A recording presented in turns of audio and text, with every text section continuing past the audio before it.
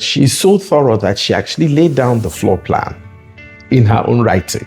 She wanted her own furniture. Everything had to be built from scratch. The Moroccan and the Mediterranean are not that far apart. I wanted custom printed fabric. So it was a delight that she let go a little bit. Over 40 workers on site, 10 27-foot trucks. But then in our line of work, it goes with the territory.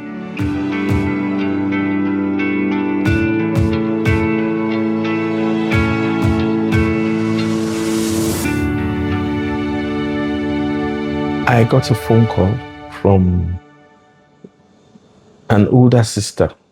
I call her an older sister. She's somebody who means a lot to me. I've known her for close on over 40 years. She said, I'm doing my daughter's wedding and I have in mind 2 sections so that everybody is comfortable. Okay, the young ones are not jumping up because of an older person. The older ones are not feeling like the younger ones are cramping their space. So she said, I want a Moroccan theme. And my daughter, who's the bride, her favorite color for this event, well, she said her color for this event is yellow and red. And she's usually very thorough. It's so thorough that she actually laid down the floor plan in her own writing. So she wanted to come in and see the photo. And then after that, the sections divided by like a garden, and then the musician at the end, So that took quite a chunk of thinking out of my equation. She had a lot of input in terms of the accessories, because the bill would have just gone off the roof, one having to go to Marrakesh and all that. Of course, there was Marrakesh, but I didn't have to do that. So she picked all her accessories and stuff like that. So I gave like the board and the plants and the instant garden and things like that. We argued a bit. Let me not say, well, she wanted her own furniture, but I like to tie in colors very, very carefully. So I wanted custom printed fabric for the Marrakesh side. On the Mediterranean side, which was blue and yellow, I also wanted the tablecloth with the bride and groom's initials woven in somewhere, that sort of detail. And I know she's very into detail, very, very into detail, extremely thorough and very gifted. So it was really interesting working together. She trusted my judgment up to a certain point, and I know she usually doesn't. She likes to control everything. So it was a delight that she let go a little bit. That's what I would say.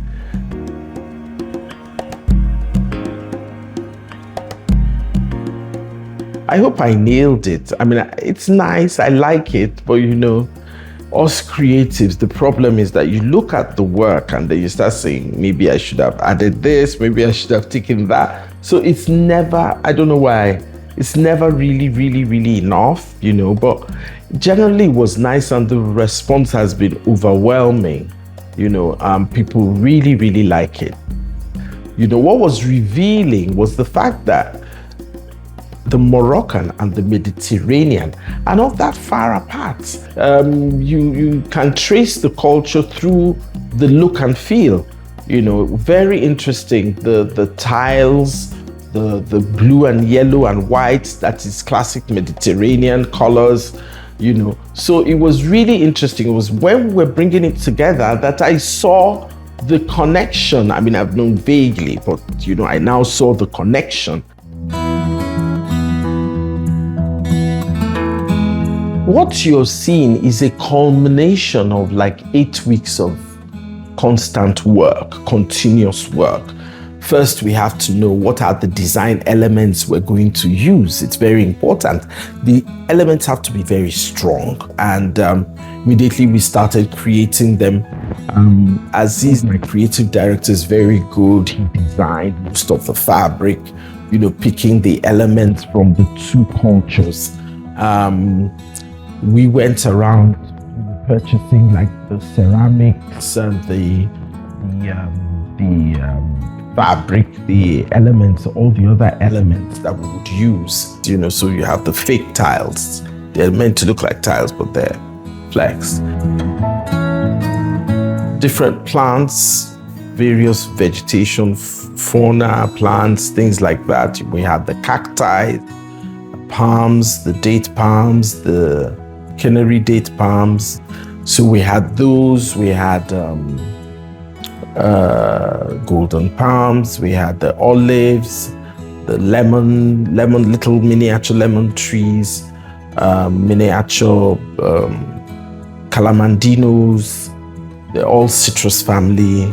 So those are all native. Well, would I say native? They were more.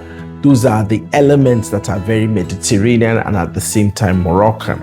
And then we bought the particularly the greens, the plants and things. We bought all those. We ordered them, brought them in. The ones we could find here, we took to manage our budget. Then we did the custom furniture in the specs with the bolsters, the pillows, the sausage-looking pillows and the different size pillows that are peculiar.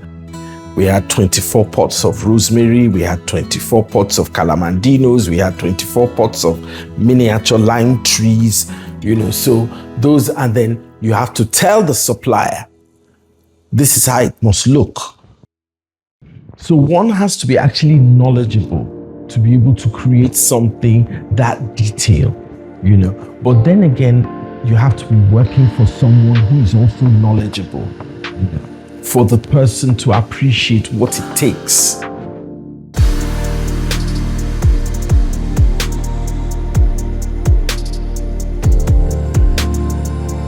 She's a very good hostess. So she wants people to be able to go around and just take fruits. And so nobody can say, I didn't eat, I didn't drink, and I didn't have dessert, and I didn't have fruit. She wants the whole 9 yards.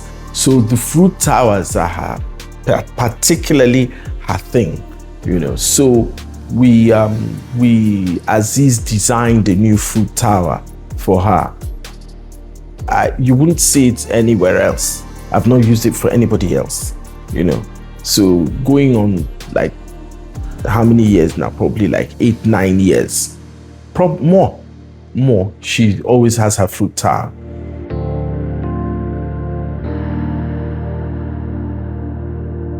The choice of hall, again, was made by the client. She would normally do these events end of year and her birthday in her garden, by the pool. But this time she said, oh, I want a clear marquee, completely clear. So we spoke to the marquee supplier, and she advised against doing like a clear marquee during the day, that the heat would really be terrible. In fact, the ACs were not at their optimum because the sides were clear, it was clear canvas. So I think some heat was coming in because we had 40 air conditioners there. So the tent was an empty tent with a canvas top and just empty sides. So everything had to be built from scratch. The flooring, including the flooring, everything had to be built from scratch. The Marrakesh motif on the sides were all hand done. Some of it hand done, some of it done from our supplier, but the main sample was done by hand, and then we got our supplier to actually try and carve out that shape for us. The Mediterranean side, that side, the side the walls, the stone walls were hand done. And that just took me to the south of Italy. It was really something, that I liked. I think my styrofoam carver, Yusuf got that, he really did a good job on that. We expected the marquee to be bigger, but unfortunately, a bit of the marquee was cut off. So it was a bit, we had anticipated numbers, but we didn't anticipate the numbers quite accurately. I should have known, But suffice to say, everybody seemed to have had a good time. Fingers crossed,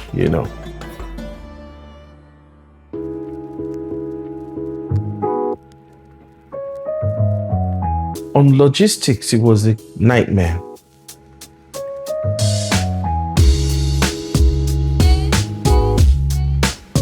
It was an empty marquee, so we had to have like 10 trucks, 10 27-foot trucks, and we had about 5 J5 vehicles bringing stuff that couldn't go in the truck that was delicate. So it was something else. But then in our line of work, it goes with the territory. We had over 40 workers on site, working night and day from Tuesday to Tuesday, because you have to strike down. It's a lot of moving parts at the same time. It's a lot of moving parts. The person who's spraying, the carpenter who is doing his work, the ironmonger who is doing his work. Because for the Mediterranean side, we had the trellises, we had electricians who were doing the bulbs, who were doing the chandeliers, who were doing the medallions, and the lamps and the table lamps and the floor lamps, and so it was all at the same time. The logistics was a lot. Feeding, breakfast, lunch, dinner, making sure everybody had eaten, doing emergency rice at 11 because half the people's food was eaten by other people. We need to feed people because people need energy to work, so that goes without saying.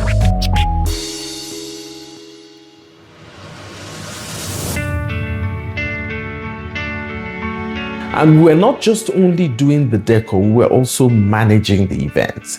And managing an event for someone who is very meticulous and very thorough. So you can imagine,